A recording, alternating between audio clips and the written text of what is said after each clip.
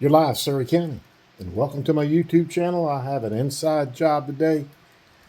We're hanging around inside because the wind's so strong. I can't get anything done outside, especially with all this pollen going on. So I'm going to talk a little bit about what I believe in the Bible. I do mention it at times, and throughout my life I've been studying it for well over 30 years.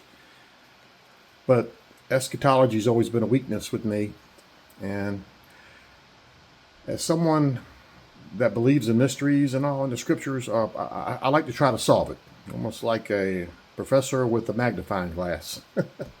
But I've recently stumbled upon this view out of Revelation chapter 20, and this is considered the Gog and Magog battle against the saints, the camp of saints.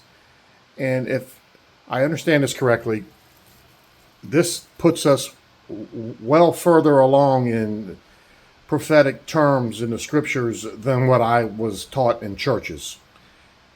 But hear me out. Could we be past the millennial reign of Jesus Christ and actually in that little section of Revelation where it talks about Satan would be released for a time?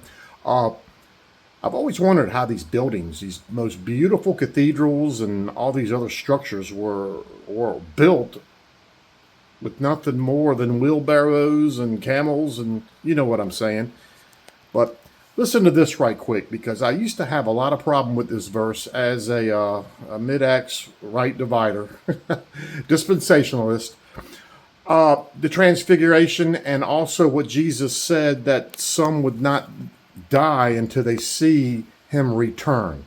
So check this out right quick. This is with Jason Jack. Well, let's go further. Let's look at Luke 23, 28 through 30.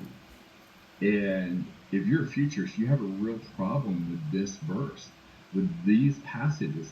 Jesus going to the cross and turning and looking to the daughters of Jerusalem, looking at that generation. Look at that. Weep for yourselves. Weep not for me, but weep for yourselves. That's for your one-on-one. For behold, the days are coming in the which they shall say, blessed are the barren, and the wombs that never bear, and the path. Why would he say that if it was going to be 2,000 years plus in the future? I don't get that. It says yourselves. So in Matthew 24, prior to Jesus going to the cross, Matthew 24, for speaking of his second coming, which everyone would agree, whether you look at preterism or futurism, that the Olivet Discourse is speaking of his second coming. Look at this. Woe unto Jesus them. Says, when ye therefore shall see the abomination women of that are with children, spoken of by Daniel the prophet, stand in the holy place, whoso readeth, let him understand. Then okay. Let them which be in Judea, I always say, Lucy, he needs some explaining here. Because down to take anything out of his house.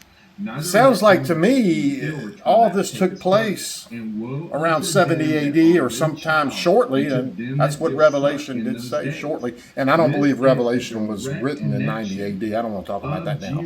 But this is remarkable here because it really does give me something to go on about this desolation and Israel being destroyed and the Antichrist. But look at this. Have you ever read this in the Old Testament? Hide us from, it says in Revelation 6, the face of the earth and the great men and the rich of him that sitteth on the throne. Okay. The free man hid themselves in the dens and in the rocks of the mountain, and said to the mountain. Does that explain what happened with all these mountains that look burned up and kind of desecrated? Folks, I'm just, like I said, I've been stumbling upon this for about 9 months. Can't let it go. Fall on us, hide us, cover us. That is exactly what Jesus said the daughters of Jerusalem would be saying. So thank you, Jason Jack, and all the others on YouTube that create, that kind of steered me into this. Connection. And it's a rabbit hole, folks. Futurists have a huge problem with this. Feel free to comment. They can't answer it. This is quite a study here. See ya. Further,